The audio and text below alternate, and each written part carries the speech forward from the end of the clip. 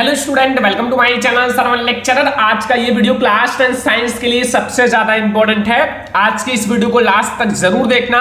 इस वीडियो में हम लोग साइंस के सभी महत्वपूर्ण बहुविकल्पीय प्रश्नों को देखेंगे। ठीक है, एक ही वीडियो में आपके जितने भी साइंस के आपके ऑब्जेक्टिव क्वेश्चन है इस वीडियो में खत्म हो जाएगा और वो क्वेश्चन देखेंगे जो बोर्ड एग्जाम में 100% आएगा। ठीक है, आज की इस वीडियो में जितना क्वेश्चन बताया जा रहा है बस इतना क्वेश्चन आप लोग पढ़ लो तो आप बोर्ड एग्जाम में बहुत अच्छे मार्क्स लाओगे। ठीक है, ये आपका मैराथन वीडियो है ऑब्जेक्टिव क्वेश्चन का। इसमें आपके फिजिक्स, केमिस्ट्री, बायोलॉजी सभी के इंपॉर्टेंट ऑब्जेक्टिव क्वेश्चन है। तो आज के इस वीडियो को लाइक कर देना, शेयर कर देना, चैनल पर तो सब्सक्राइब भी कर देना। ठीक है, सबसे पहला नंबर प्रश्न आप लोग देखो, इसमें क्या पूछ रहा है। Fe2O3 + 2Al gives out Al2O3 + 2Fe। इसमें आपको बताना है कि कौन सी अभिक्रिया है इसमें। ठीक है, इसमें कौन सी अभिक्रिया है। ऑप्शन नंबर ए है संयोजन अभिक्रिया, बी ऑप्शन है द्विविस्थापन अभिक्रिया, सी है वियोजन अभिक्रिया एंड डी है विस्थापन अभिक्रिया। तो कौन सा राइट आंसर है इन चारों में से, आई होप कि आप लोगों को पता होगा, बहुत ज्यादा इंपॉर्टेंट है। देखो FeO3 Fe2O3, ठीक है, अब यहाँ जो O3 है वो Al2 के साथ विस्थापित हो गया। ठीक है, तो मतलब ये विस्थापित हुआ ना, तो इसलिए हमारा डी वाला ऑप्शन सही है, विस्थापन अभिक्रिया होगा। कौन सी अभिक्रिया होगी, विस्थापन अभिक्रिया। तो पहले का हमारा ऑप्शन नंबर डी बिल्कुल सही है। दूसरा क्वेश्चन आप लोग देखो, इसमें पूछ रहा है कि लौह चूर्ण पर तनु हाइड्रोक्लोरिक अम्ल डालने से क्या होता है, सही उत्तर पर निशान लगाइए। क्वेश्चन नंबर 2 में पूछ रहा है अगर लोहे के चूर्ण पर हम लोग तनु हाइड्रोक्लोरिक अम्ल यानी कि HCl डालेंगे तो फिर क्या होगा। हाइड्रोजन गैस एवं आयरन क्लोराइड बनता है, ऑप्शन नंबर ए में। वी है क्लोरीन गैस एवं आयरन हाइड्रोक्साइड बनता है। सी वाला ऑप्शन है कोई अभिक्रिया नहीं होती है। एंड डी ऑप्शन है आयरन लवण एवं जल बनता है। तो अगर लोहे के चूर्ण पर तनु हाइड्रोक्लोरिक अम्ल डालोगे तो क्या होगा, FeCl हो जाएगा, FeCl2 हो जाएगा और वहां जो हमारा है वो हाइड्रोजन गैस बाहर निकलेगा। तो वहां FeCl का मतलब होता है आयरन क्लोराइड और हमारा हाइड्रोजन गैस जो है वो बाहर निकल जाएगा। तो हाइड्रोजन गैस एवं आयरन क्लोराइड बनता है। ऑप्शन नंबर ए जो है वो हमारा बिल्कुल सही है। ठीक है, तो ये हमारा क्वेश्चन नंबर सेकेंड है। क्वेश्चन नंबर थर्ड देखो, इसमें पूछ रहा है कि श्याम श्वेत फोटोग्राफी में प्रयुक्त होती है। जो श्याम श्वेत फोटोग्राफी है उसमें क्या प्रयुक्त होता है, AgCl या बी ऑप्शन है PbNO3 का होल ट्वाइस, सी ऑप्शन है FeSO4 या डी है CaCO3। तो इन चारों में से कौन सा सही है। तो स्टूडेंट श्याम श्वेत फोटोग्राफी में क्या प्रयुक्त किया जाता है वो है AgCl। ठीक है, AgCl हमारा सही आंसर हो जाएगा। तो हमारा क्वेश्चन नंबर 3 का ए वाला ऑप्शन बिल्कुल सही है। तो अब हम लोग चलते हैं अगला क्वेश्चन। अगले क्वेश्चन में पूछ रहा है कि H2S विलयन का pH मान है। H2S विलयन का pH मान क्या होगा, या फिर इसको आप लोग कह सकते हो अम्लीय विलयन का pH मान क्या होता है, अम्लीय विलयन, या फिर H2SO4 का pH मान क्या होता है। ठीक है, HCl का pH मान क्या होता है। इस क्वेश्चन को आप बना सकते हो क्योंकि ये आपका एक अम्ल है और अम्ल में आपका सारी चीजें हो जाती है। ठीक है, तो 0 होता है, या बी ऑप्शन है 7, या सी है 7 से कम, या डी है 7 से अधिक। तो H2S मतलब अम्लीय विलयन है और इसका pH मान जो होता है, अम्लीय विलयन का pH मान वो सभी को पता होगा कि 7 से कम होता है और 7 से जो अधिक होता है वो क्षारीय होता है। तो अम्लीय विलयन का मान 7 से कम रहेगा। ठीक है, 7 से कम रहेगा, याद रखना। हमारा क्वेश्चन नंबर 4 का ऑप्शन नंबर सी सही है। तो अब हम लोग देखेंगे क्वेश्चन नंबर 5। क्वेश्चन नंबर 5 में पूछ रहा है कि शुद्ध जल का pH मान होता है, जो शुद्ध जल होता है बिल्कुल शुद्ध, उसका pH वैल्यू कितनी होती है। ऑप्शन नंबर ए है 0, बी है 1, सी है 7 एंड डी है 14। तो शुद्ध जल का pH मान कितना होता है स्टूडेंट, शुद्ध जल का pH मान, ठीक है, जो बिल्कुल शुद्ध होगा उसका pH मान 7 होगा। वो उदासीन होगा, ना उसका स्वाद कोई नहीं होता, ना खट्टा होता, ना मीठा होता है, ना कड़वा होता है, कुछ नहीं होता, वो उदासीन होता है। इसलिए इसका pH मान जो होता है वो 7 होता है। ठीक है, ध्यान रखना, बहुत ज्यादा इंपॉर्टेंट क्वेश्चन है। जितनी चीजें मैं आपको बता रहा हूं सारा नोट कर लो, पूरे चैप्टर से, पूरे बुक से है ये। ठीक है, बहुत इंपॉर्टेंट वीडियो है। क्वेश्चन नंबर 6 है कि निम्नलिखित में से अम्लीय लवण है। इसमें आपको यह बताना है कि इन चारों में से कौन सा अम्लीय लवण है। ऑप्शन नंबर ए है NaCl, बी है NaHSO4, सी है Na2SO4 एंड डी है KCl। तो अम्लीय लवण बताना है। ठीक है, अम्लीय लवण में हाइड्रोजन आयन होते हैं। तो इन चारों में से किसमें हाइड्रोजन आयन है, NaHSO4 में ना, तो वो हमारा अम्लीय लवण हो जाएगा। क्या हो जाएगा, अम्लीय लवण। तो हमारा क्वेश्चन नंबर 6 का ऑप्शन नंबर बी जो है वो बिल्कुल सही है। ठीक है, क्वेश्चन नंबर 7 देखो स्टूडेंट कि धामन सोडा का रासायनिक नाम क्या होता है। पहले तो धामन सोडा का रासायनिक नाम आपको बताना है। ठीक है, तो ऑप्शन नंबर ए है सोडियम क्लोराइड, बी है सोडियम कार्बोनेट, सी है sodium bicarbonate and D option है सोडियम हाइड्रोक्साइड। तो धावन सोडा का रासायनिक नाम क्या होता है स्टूडेंट? धावन सोडा का रासायनिक नाम सभी स्टूडेंट को पता होगा, ठीक है। तो धावन सोडा का जो रासायनिक नाम होता है स्टूडेंट वो होता है सोडियम कार्बोनेट। क्या होता है? सोडियम कार्बोनेट, ठीक है। तो अब आप लोग याद रखना कि धावन सोडा का जो रासायनिक नाम होगा वो सोडियम कार्बोनेट होगा। अब आप लोग ये कमेंट करना कि सोडियम बाइकार्बोनेट किसका रासायनिक नाम है, सोडियम बाइकार्बोनेट किसका रासायनिक नाम है, आप लोग कमेंट जरूर करना, ठीक है। तो ये हमारा क्वेश्चन नंबर 7। अब हम लोग देखेंगे क्वेश्चन नंबर 8। क्वेश्चन नंबर 8 में पूछ रहा है स्टूडेंट कि निम्नलिखित में से कौन सी धातु अम्ल में से हाइड्रोजन विस्थापित नहीं करती? इन चारों में से कौन सी धातु है जो अम्ल में से हाइड्रोजन विस्थापित नहीं कर पाती, विस्थापन करने की क्षमता नहीं होती है? ऑप्शन नंबर ए है Fe, बी है Zn, सी है Cu एंड डी है Mg।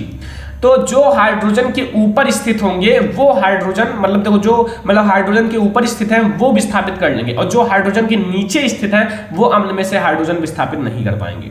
तो इन चारों में से जो कॉपर है ना, कॉपर वो क्या है? हाइड्रोजन के नीचे स्थित है। अब वो हाइड्रोजन के नीचे स्थित है इसलिए वो अम्ल में से हाइड्रोजन को विस्थापित नहीं कर पाएगा, ठीक है। समझ में आ गया ना क्वेश्चन नंबर 8? बहुत ज्यादा आसान है, जितना क्वेश्चन बता रहा हूं आज नोट कर लो, शॉर्ट नोट्स बना लो, आप लोग मेहनत करो, ठीक है। अब हम लोग देखेंगे क्वेश्चन नंबर 9।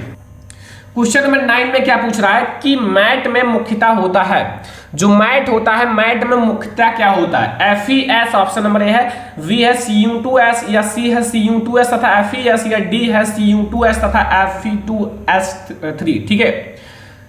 तो आप लोग बताओ कि इसमें क्या होता है? मैट में मुख्यतः होता है Cu2S तथा FeS, ठीक है। तो ये हमारा है क्वेश्चन नंबर 9। अब आ जाओ क्वेश्चन नंबर 10 पर।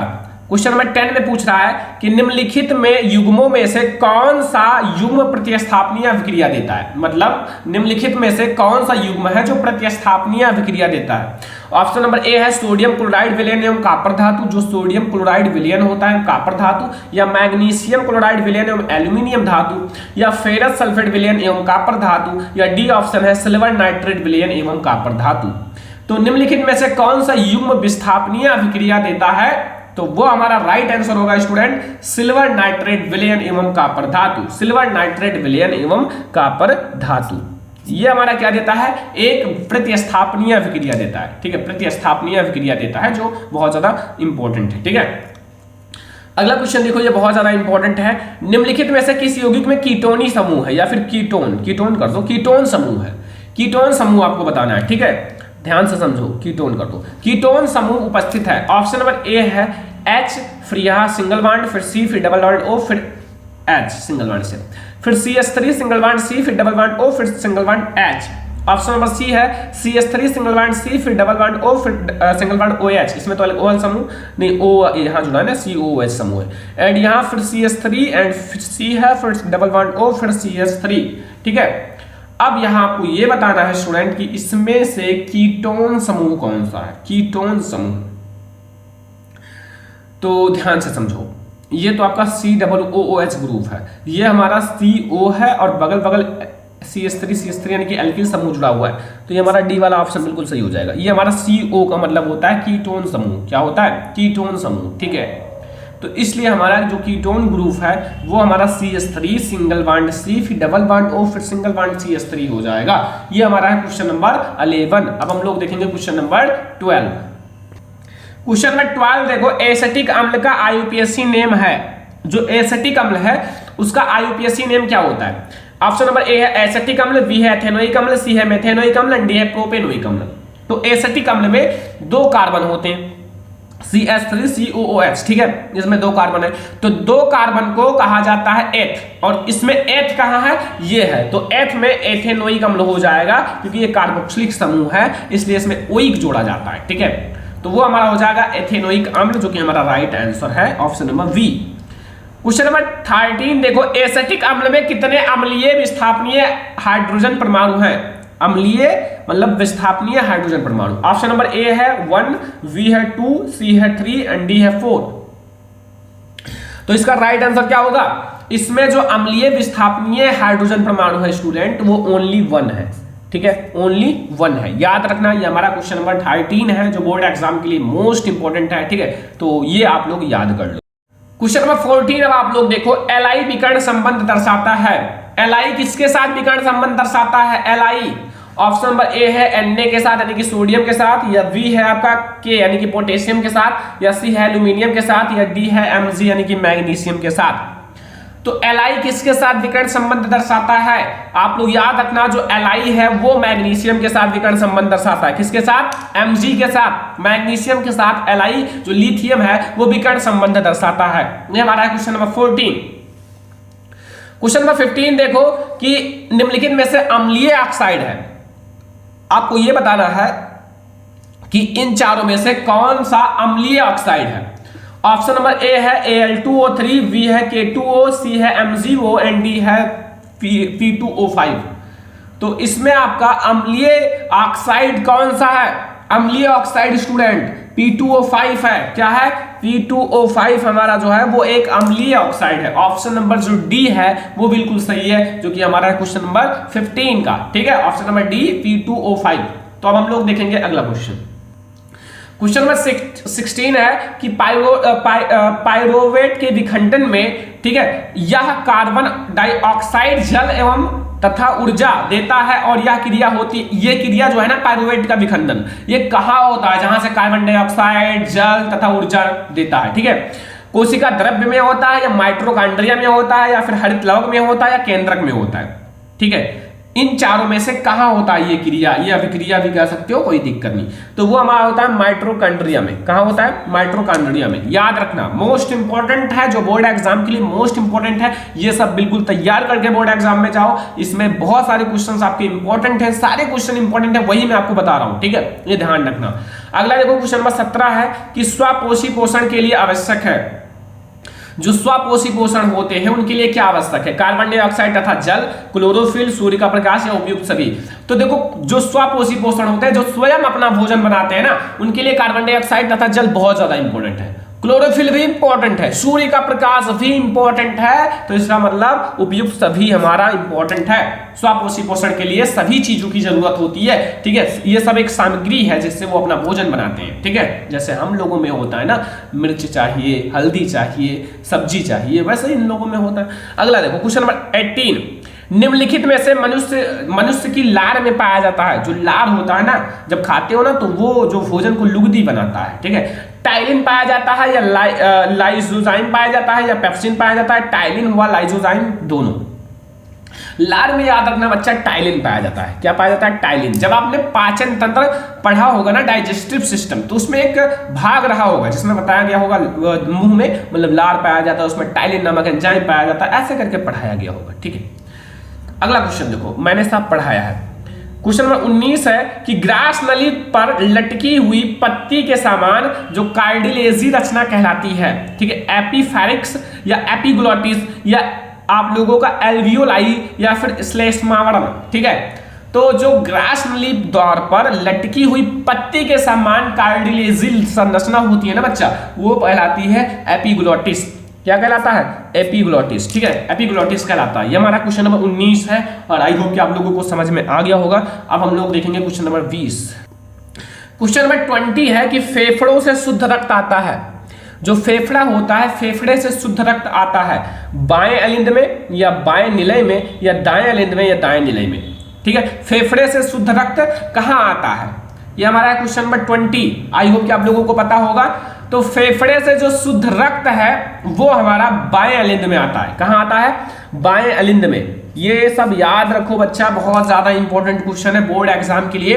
अगर बोर्ड एग्जाम की तैयारी कर रहे हो तो ये सारा क्वेश्चंस बिल्कुल नोट कर लो, याद कर लो, बोर्ड एग्जाम में आएंगे, क्योंकि ये साइंस का सबसे ज्यादा इंपॉर्टेंट वीडियो है और इसमें मैं आपको सारे ऑब्जेक्टिव क्वेश्चंस पढ़ा रहा हूं। ठीक है, तो आप लोग बिल्कुल तैयार कर लो जितना बता रहे हैं। ठीक है, 21 नंबर क्वेश्चन है कि मनुष्य में वृक्क जो है एक तंत्र का भाग है जो संबंधित है। मनुष्य में जो वृक्क होता है, वृक्क, वो एक तंत्र का भाग है जो इन चारों में से किससे संबंधित है? पोषण से, श्वसन से, उत्सर्जन से, या परिवहन से। तो मनुष्य में जो वृक्क होता है वो वृक्क, ध्यान रखना, वृक्क जो होता है वो एक मुख्य उत्सर्जी अंग होता है, किडनी जिसे कहा जाता है। तो वो हमारा उत्सर्जन से ही संबंधित है ना, उत्सर्जन से। क्योंकि वो एक उत्सर्जी अंग है, तो उत्सर्जी अंग है तो उत्सर्जन से संबंधित ही रहेगा ना। तो ये हमारा क्वेश्चन नंबर 21। अब हम लोग देखेंगे क्वेश्चन नंबर 22। अलैंगिक जनन मुकुलन द्वारा होता है। अलैंगिक जनन जो है वो मुकुलन द्वारा किसमें होता है? अमीबा में, या फिर ईस्ट में, या प्लाज्मोडियम में, या लेशमीनिया में। अलैंगिक जनन मुकुलन द्वारा इन चारों में से किसमें होता है? ठीक है, अलैंगिक जनन मुकुलन द्वारा। तो अलैंगिक जनन जो मुकुलन द्वारा होता है वो ईस्ट में होता है। किसमें होता है? ईस्ट में। याद रखना, अलैंगिक जनन जो है वो मुकुलन के द्वारा ईस्ट में होता है। ठीक है, ये हमारा क्वेश्चन नंबर 22 है और आप लोग याद रखना, सारा क्वेश्चन बिल्कुल कंप्लीट कर लो। ठीक है, क्वेश्चन नंबर 23 है, प्राग कोश में होते हैं। प्राग कोश में क्या होता है? वाहिदल, ठीक है, या फिर अंडाशय या अंडप या प्रागकण। देखो प्राग कोश के अंदर क्या होता है? एक नर जननांग है और नर जननांग में प्रागकण होता है। ठीक है, क्या होता है? प्रागकण। प्राग कोश के अंदर प्रागकण, प्राग है ना, तो ऐसे भी आप गेस कर सकते हो, प्राग कोश के अंदर प्रागकण होता है। ठीक है, ये हमारा क्वेश्चन नंबर 23 है और इसका ऑप्शन नंबर डी जो है वो बिल्कुल सही है। ठीक है, ये अब आप लोग देखेंगे क्वेश्चन नंबर 24। क्वेश्चन नंबर 24 देखो कि निषेचन के दौरान प्रागकण से निकलने वाली प्राग नलिका सामान्यतः किसके द्वारा बीजांड में प्रवेश करती है? ध्यान से पहले क्वेश्चन को समझो कि जब निषेचन के दौरान जो प्रागकण होता है, प्रागकण से निकलने वाली जो एक प्राग नलिका होती है, प्राग नलिका, ठीक है, ऐसे जो मतलब उसमें जो होता है ना, मतलब निषेचन के दौरान उसको मतलब एक पाइप के द्वारा प्राग नलिका सामान्यतः किसके द्वारा बीजांड में प्रवेश करती है? अंडावरण द्वारा, बीजांड काय द्वारा, निभागी द्वारा या अंडद्वार द्वारा? तो अब आप लोग ये क्वेश्चन जरूर याद कर लेना, अंड द्वारा प्रवेश करती है। अंड द्वार का मतलब है कि प्रवेश करना, अंड द्वार। ठीक है, अंड जो होता है ना, मतलब अंडे, तो उसको प्रवेश कराना, तो वही चीज है ना, उस नलिका के द्वारा आती है। तो ये हमारा है अंड द्वारा। ये हमारा क्वेश्चन नंबर 24 है। क्वेश्चन नंबर 25 है कि निषेचन के बाद पुष्प का कौन सा भाग फल में बदल जाता है? निषेचन के बाद पुष्प का कौन सा भाग है जो फल में बदल जाता है? पुंकेसर, या फिर वी है वर्तिका, या अंडाशय, या फिर बीजांड? तो निषेचन के बाद पुष्प का जो अंडाशय वाला भाग होता है, फूला हुआ भाग, वो जो है ना वो फल में बदल जाता है। किसमें बदल जाता है? फल में। ठीक है, तो ये हमारा क्वेश्चन नंबर 25 का ऑप्शन नंबर सी जो है वो बिल्कुल सही है। ठीक है, समझ में आ गया ना सारा क्वेश्चन। क्वेश्चन नंबर 26 देखो, समजात अंगों का उदाहरण है। समजात अंगों का उदाहरण है हमारा हाथ तथा कुत्ते का अग्रपाद, हमारे दांत तथा हाथी के दांत, आलू एवं घास के भूवस्तरी, या फिर उपयुक्त सभी। तो हमारा हाथ तथा कुत्ते का अग्रपाद अकॉर्डिंग टू समजात अंग है। ठीक है, मतलब वो एक जैसे दिखते हैं, समजात। ठीक है, हाथी के दांत हमारे दांत हैं तो दांत थी, तो वो भी एक दूसरे से तुलना की गई है, तो आप लोगों का उपयुक्त सभी हो जाएगा। क्या हो जाएगा? उपयुक्त सभी हमारा ऑप्शन नंबर 26 का राइट आंसर हो जाएगा। ठीक है, अगला क्वेश्चन देखें, क्वेश्चन नंबर 27 देखो, विकासीय दृष्टिकोण से हमारी किससे समानता की गई है? या विकासीय दृष्टिकोण से हमारी किससे अधिक समानता है? चीन के विद्यार्थी से, या चिंपैंजी से, या मकड़ी से, या फिर जीवाणु से? तो विकासीय दृष्टिकोण से बताना है स्टूडेंट, विकासीय दृष्टिकोण से हमारी किससे अधिक समानता की गई है? तो वो हमारा है चिंपैंजी से। किससे? चिंपैंजी से विकासीय दृष्टिकोण से हमारी सबसे अधिक समानता की गई है। ठीक है, ये हमारा है क्वेश्चन नंबर 27 जो आप लोग याद रखना। ठीक है, सारा क्वेश्चन बिल्कुल कंप्लीट कर लो। जितना क्वेश्चन पढ़ाया जा रहा है वो सारे क्वेश्चन आपको याद करना है। ये बहुत ज्यादा इंपॉर्टेंट है ऑब्जेक्टिव क्वेश्चन का ये वीडियो। ठीक है, ऑब्जेक्टिव क्वेश्चन आ रहे हैं साइंस के। ठीक है, तो अब हम लोग देखेंगे 28 नंबर क्वेश्चन। 28 नंबर क्वेश्चन देखो कि एक उत्तल दर्पण की फोकस दूरी 10 सेंटीमीटर है, दर्पण की वक्रता त्रिज्या होगी। देखो फोकस दूरी आपकी दी हुई है 10 सेंटीमीटर, F बराबर R/2 पता है बच्चा, आप दिया हुआ है R याद करना, 2 से मल्टीप्लाई करो F में आ जाएगा, तो 10 है 20 कर दो, बस हो गया ना 20 सेंटीमीटर। तो मतलब इसका हमारा ऑप्शन नंबर कौन सा सही होगा? अब देखो यहां ध्यान से, 10 सेंटीमीटर है, 20 सेंटीमीटर, 30 सेंटीमीटर, 40 सेंटीमीटर, तो ऑप्शन नंबर बी हमारा सही है, 20 सेंटीमीटर सही हो जाएगा। ठीक है, क्योंकि हमें यहाँ आपको आर बताना था, वक्रता त्रिज्या। और याद रखना वक्रता त्रिज्या जो होती है ना फोकस दूरी की दोगुनी होती है, और फोकस दूरी जो होता है ना वक्रता त्रिज्या का आधा होता है। ये सब ट्रिक याद रखो क्योंकि ये सब बहुत ज्यादा काम आएंगे, आप कम समय में अच्छे मार्क्स ला सकते हो। किसी दर्पण से आप चाहे कितनी भी दूरी पर खड़े हो, उसका प्रतिबिंब सदैव सीधा प्रतीत होता है, समबाहुता दर्पण है। कहता है किसी भी दर्पण, कोई ऐसा दर्पण बताओ, किसी दर्पण के आप चाहे जितनी दूरी पर खड़े हो, आपका जो है प्रतिबिंब वो सदैव सीधा प्रतीत होता है, तो वो संभवतः कौन सा दर्पण होता है? केवल समतल दर्पण, केवल अवतल दर्पण, केवल आपका उत्तल दर्पण, या फिर समतल अथवा उत्तल दोनों। देखो उत्तल दर्पण का अगर आप प्राकृति देखोगे तो उसमें सदैव आभासी प्रतिबिंब बनता है तथा सीधा बनता है। अवतल दर्पण में केवल उल्टा वास्तविक बनता है। तो ये हमारा समतल भी सही है, समतल तो ऑटोमेटिक समतल है, उसमें तो कोई दिक्कत नहीं, ना उल्टा बनेगा, जैसा रहोगे वैसे दिखाई देगा, ठीक है। तो ये हमारा है समतल अथवा उत्तल दोनों।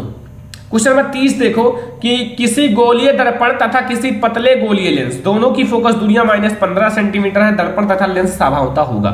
मतलब दोनों की फोकस दूरियां -15 सेंटीमीटर माइनस में है, तो दोनों अवतल होंगे लेंस, और वो दोनों बताना है दोनों उत्तल होंगे या दर्पण अवतल तथा लेंस उत्तल होगा, या दर्पण उत्तल तथा लेंस अवतल होगा। तो इसका राइट आंसर क्या होगा क्वेश्चन नंबर 30 का? दोनों अवतल होंगे स्टूडेंट, चाहे लेंस हो चाहे दर्पण हो, क्योंकि दोनों में माइनस में होती है फोकस दूरियां, चाहे लेंस हो चाहे दर्पण हो, और अवतल दर्पण की अवतल लेंस की बात कर रहा हूं, ठीक है।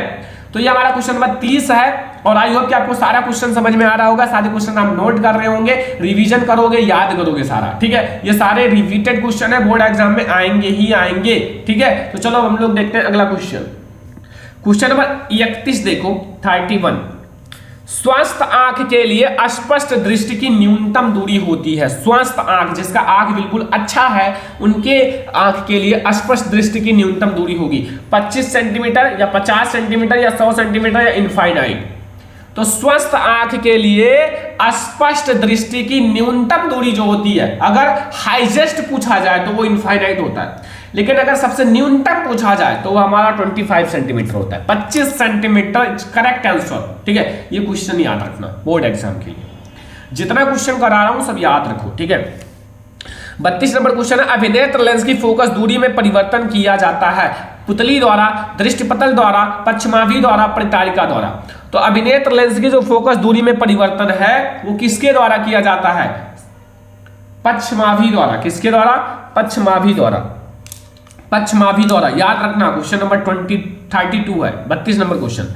क्वेश्चन नंबर 33 कि चंद्रमा से देखने पर आकाश दिखाई देता है। चंद्रमा से अगर आप आकाश को देखोगे ना तो वो कैसा दिखाई देता है? ऑप्शन नंबर ए है बैगनी, या बी है नीला, या सी है काला, या सफेद। तो अगर आप चंद्रमा से आकाश देखोगे ना तो कैसा दिखाई देगा? काला दिखाई देगा। क्यों? क्योंकि वहां से ना, मतलब वो चीज आप देखोगे तो ऐसा ही दिखाई देगा, यही कलर दिखाई देगा, ब्लैक, ठीक है। 34 नंबर क्वेश्चन देखो कि एक प्रोटॉन पर विद्युत आवेश की मात्रा होती है। एक प्रोटॉन पर विद्युत आवेश की मात्रा कितनी होती है? प्रोटॉन पर बताना है, ठीक है।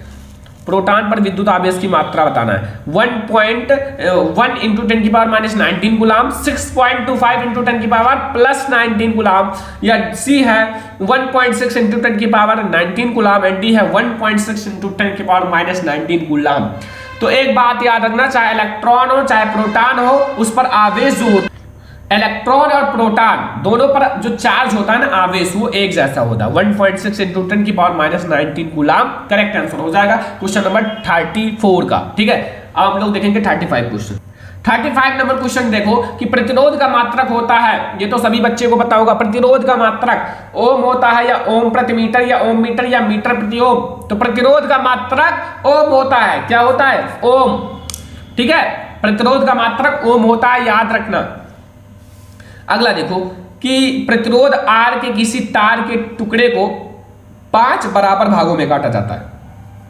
इन टुकड़ों को फिर 500 क्रम, मतलब श्रेणी क्रम में संयोजित किया जाता है। यदि संयोजन का तुल्य प्रतिरोध R हो तो R/R अनुपात का मान होगा। देखो 5 है ना, तो 5 प्रतिरोध है, तो मतलब इसको काट दिया गया तो 25 हो जाएगा ना। ऑप्शन नंबर डी है 25 सही हो जाएगा, 25। तो स्टूडेंट 25 जो है ना वो सही हो जाएगा, R' की जो वैल्यू आएगी वो 25, ठीक है। अगला क्वेश्चन देखते हैं। क्वेश्चन नंबर हमारा 37। विद्युत ऊर्जा की इकाई का मात्रक होता है। विद्युत ऊर्जा की इकाई का मात्रक वाट होता है, या किलोवाट, या किलोवाट प्रति घंटा, या किलोवाट घंटा। तो विद्युत ऊर्जा की इकाई का जो मात्रक होता है वो होता है किलोवाट घंटा। क्या होता है? किलोवाट घंटा, ठीक है। ये हमारा क्वेश्चन नंबर 37 है 37। अब हम लोग देखेंगे 38। क्वेश्चन नंबर 38 देखो कि किसी विद्युत बल्ब का अनुतमांक जो है वो 220 वोल्ट है और 100 वाट है, ठीक है। जब इसे 110 वोल्ट पर प्रचलित करने पर इसके द्वारा उपयुक्त शक्ति कितनी होगी, इसके लिए एक फार्मूला होता है जो मैं आपको बता दूंगा, उससे लगा लेना, आपका हो जाएगा। तो वो 50 वाट आपका आंसर आएगा, 50 वाट, ठीक है। क्वेश्चन नंबर 39, एक गतिमान आवेशित कण उत्पन्न करता है। अगर एक गतिमान आवेशित कण है तो वो क्या उत्पन्न करेगा, चुंबकीय क्षेत्र केवल या केवल विद्युत क्षेत्र, या चुंबकीय और विद्युत क्षेत्र दोनों, इनमें से कोई नहीं। देखो बच्चा, अगर गतिमान आवेशित कण को आप चुंबकीय क्षेत्र में रखोगे तो चुंबकीय क्षेत्र उत्पन्न करेगा, विद्युत क्षेत्र में रखोगे तो विद्युत क्षेत्र उत्पन्न करेगा। कोई किसी से दुश्मनी तो है नहीं, तो हमारा विद्युत क्षेत्र व चुंबकीय क्षेत्र दोनों हो जाएगा, ठीक है। समझ में आ गया ना। अगला 40 नंबर क्वेश्चन कि विद्युत धारा उत्पन्न करने की युक्ति है, तो विद्युत धारा उत्पन्न करने की जो युक्ति है स्टूडेंट वो है जनित्र। क्या है, जनित्र। तो आज के इस वीडियो में मैंने आपको 40 ऐसे ऑब्जेक्टिव क्वेश्चन बताया जो फिजिक्स, केमिस्ट्री, बायोलॉजी सभी से क्लास 10 साइंस का, ठीक है। अब आप लोग जितना मैंने बताया है, जितने ऑब्जेक्टिव क्वेश्चन, बहुत ज्यादा मेहनत किया गया है इसको बनाने के लिए, बहुत ज्यादा मेहनत, ठीक है। तो अब आप लोग इसको नोट कर लेना, जितना क्वेश्चन बताया गया है याद कर लेना, और ये ऑब्जेक्टिव क्वेश्चन पढ़ के जाना बोर्ड एग्जाम में पेपर देने, वरना फिर बाद में बहुत पछताओगे अगर नहीं पढ़ोगे। पढ़ लेना, ठीक है, लिख लेना। तो आज का ये वीडियो पसंद आया हो लाइक करना, शेयर करना, चैनल बनाना, सब्सक्राइब भी कर लेना, ठीक है। चलो हम लोग मिलेंगे नेक्स्ट इंपॉर्टेंट वीडियो में, तब तक के लिए धन्यवाद।